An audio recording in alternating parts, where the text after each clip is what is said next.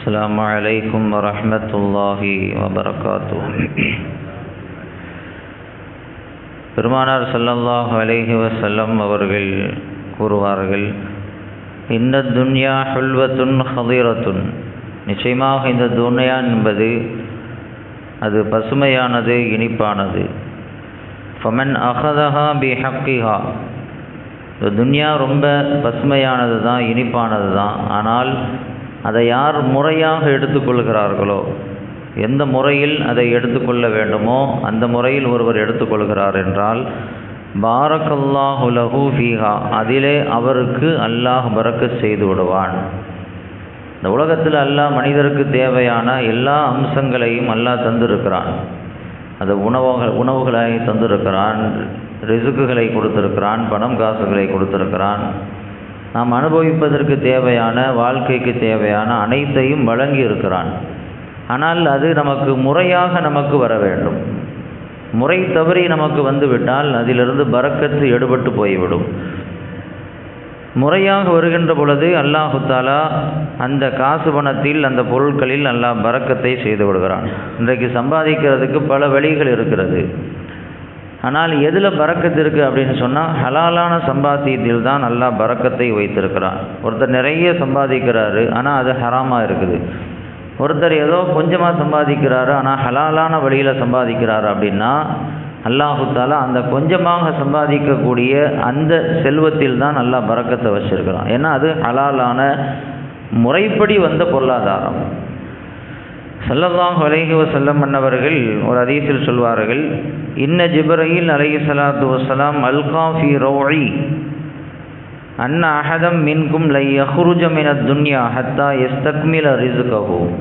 ஜிப்ரீல் அலைஹிஸ்ஸலாத்து வஸ்ஸலாம் அன்னவர்கள் எனக்கு சொன்னார்கள், இந்த உலகத்தில் பிறந்த ஒருவரும் அவருடைய ரிஸ்கை பூர்த்தியாக்கும் வரை அவர் இந்த உலகத்தை விட்டும் போய்விட மாட்டார். இந்த உலகத்தில் ஒருத்தர் பிறந்துட்டார் அப்படின்னா அவருடைய விதியில் அல்லாஹ் என்ன ரிஸ்கை எழுதி வச்சிருக்கிறானோ அந்த ரிஸ்க்கு அவருக்கு எப்படியாவது கிடைச்சிரும். ஒன்று ரிஸ்க் அவரை தேடி செல்லும், அல்லது ரிஸ்கை தேடி அவர் செல்வார். ஆக மொத்தத்தில் அவருக்கு எழுதப்பட்ட அந்த ரிஸ்கை அவர் அனுபவிக்காத வரை அவர் இந்த உலகத்தை விட்டு போக மாட்டார். அவருக்கு மௌத்து வராது. அந்த ரிஸ்கை அவருக்கு அனுபவித்த பிறகு தான் அவருக்கு மௌத்து வரும். உலகத்தில் ஒருத்தர் பிறக்கிறதுக்கு முன்னாலேயே அவர் என்னென்ன ரிஸ்க்கு அனுபவிக்க போகிறாரு அப்படிங்கிறத எல்லாம் எழுதிடுறான். தாயினுடைய கருவறையில் ஒரு குழந்தை அது வளருகின்ற பொழுதே அல்லாஹு தஆலா ரிஸ்கை எழுதிடுறான். ஹதீஸ் ஷரீஃபில் வருகிறது, கரெக்டாக 4 மாதம் முடியும் பொழுது தாயினுடைய வயிற்றில் ஒரு சிசு உள்ளே போய் 4 மாதம் ஆகும் பொழுது அல்லாஹு தஆலா அந்த சிசுவிற்கு ரூஹை ஊதி விடுகிறான்.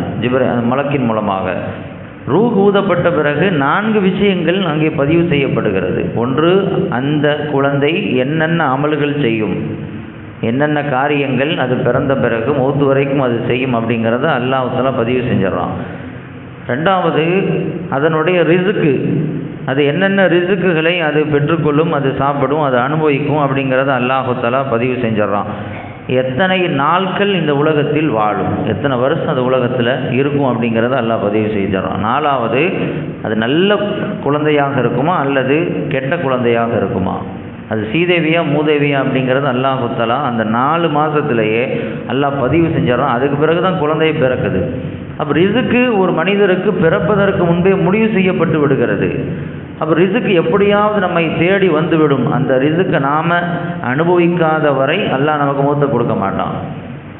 இன்றைக்கி அந்த அந்த அடிப்படையான விஷயத்தை புரியாதனால தான் இன்றைக்கி போட்டி ஏற்படுது, பொறாமை ஏற்படுது, சண்டை சச்சரவுகள் ஏற்படுது.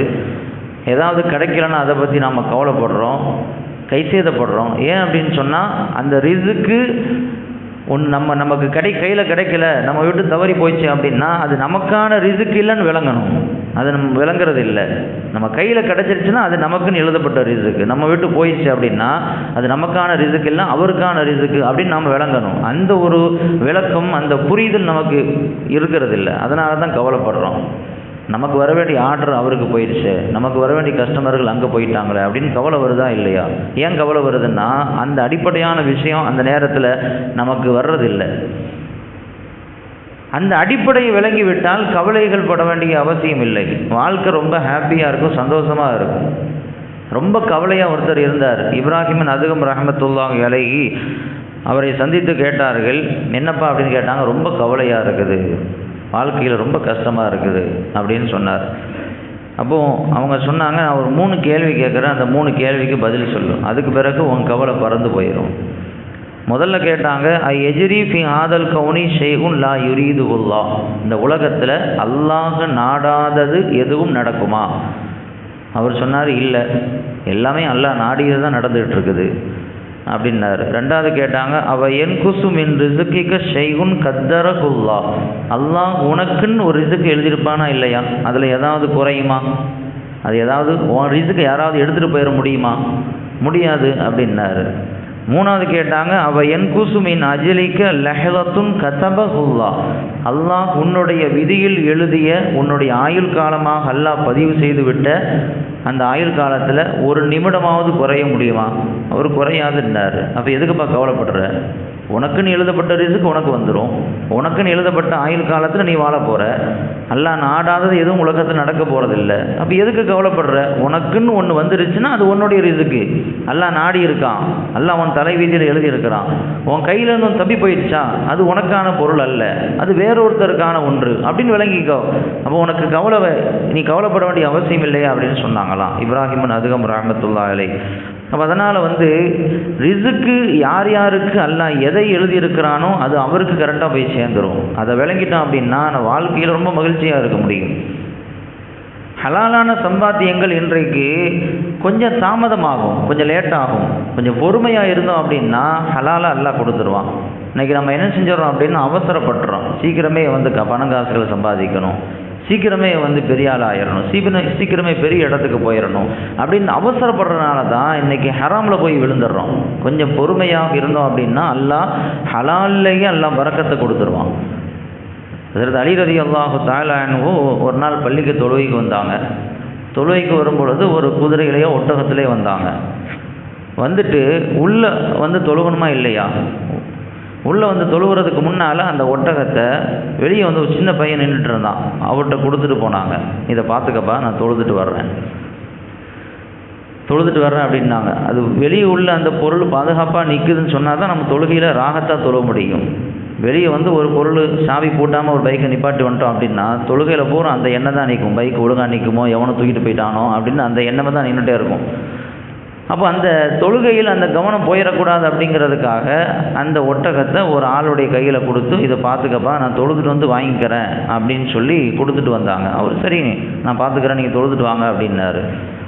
அலி ரலியல்லாஹு தஆலா உள்ளே வந்தாங்க, தொழுது முடிச்சுட்டு போகும்பொழுது அவங்களுக்கு சிந்தனை வந்துச்சு, சரி நமக்காக அந்த ஒட்டகத்தை பாதுகாத்துட்டு இருக்கிறாரு, அவருக்கு ஒரு தீனாரை கொடுக்கலாம் அப்படின்ட்டு சட்டப்பையிலேருந்து ஒரு தீனாரை கையில் எடுத்து அவருக்கு கொடுக்கலான்னு சொல்லி அதை கொண்டு போகிறாங்க. கொண்டு போய் பார்த்தா அந்த ஆளை காணோம். ஒட்டகத்தில் கட்டுறதுக்கு ஒரு கயிறு வச்சுருப்பாங்களா இல்லையா, அந்த கயிறை தூக்கிட்டு போயிட்டான் அந்த ஆள். இதுதான் சாக்கு அப்படின்னு சொல்லி அந்த கயிறை தூக்கிட்டு போய் ஏதாவது ஒன்று நமக்கு உதவியாக இருக்குமா, ஏதாவது கொடுத்து ஏதாவது காசு சம்பாதிச்சுக்கலாம் அப்படின்னு தூக்கிட்டு போயிட்டான். அலி ரலியல்லாஹு தஆலா அன்ஹு பார்த்தாங்க, அந்த ஆளை காணோம், அந்த கயிறையும் காணோம். சரி பரவாயில்ல அப்படின்ட்டு இன்னொருத்தட்ட அந்த ஒரு தீனாரை கொடுத்து, நீங்கள் பஜாரில் போய் அந்த கயிறை வாங்கிட்டு வாங்க அப்படின்னு சொல்லி கொடுத்து விட்டாங்க. அவர் போனார். ஒரு ஆள் கயிறை வச்சு விற்றுட்டு இருந்தான், அவன்கிட்ட ஒரு தீனாரை கொடுத்தாங்க. அந்த கயிறை வாங்கிட்டு அலி ரலியல்லாஹு தஆலான்னு கையில் கொடுத்தாங்க. அதை பார்த்துட்டு ரொம்ப ஆச்சரியப்பட்டாங்களாம், அடடா இது என்னுடைய கயிறாச்சே, எந்த கயிறு அவங்க தொலைச்சாங்களோ அந்த கயிறு தான் திருப்பி வந்திருக்குது. அப்போ தான் ரொம்ப வருத்தப்பட்டாங்களாம். யாரை கொடுத்துருக்கான் அப்படின்னா, எவன் அந்த கயிறை தூக்கிட்டு போனானோ அவன் தான் கடை வீதியில் போய் நின்று விற்றுருக்கான், அவன்கிட்டே போய் வாங்கிட்டு வந்திருக்கிறாங்க. அலி ரலியல்லாஹு ரொம்ப வருத்தப்பட்டாங்களாம். கொஞ்சம் ஒரு 5 நிமிஷம் அவங்க தாமதித்து இருந்தால், கொஞ்சம் பொறுமையாக இருந்தால் அந்த ஒரு தீனார் அவனுக்கு ஹலாலாக போயிருக்கும். அவன் அவசரப்பட்டு தூக்கிட்டு போடுறதுனால அந்த ஒரு தீனார் அவனுக்கு ஹராமாக போச்சே அப்படின்னு சொன்னாங்களாம்.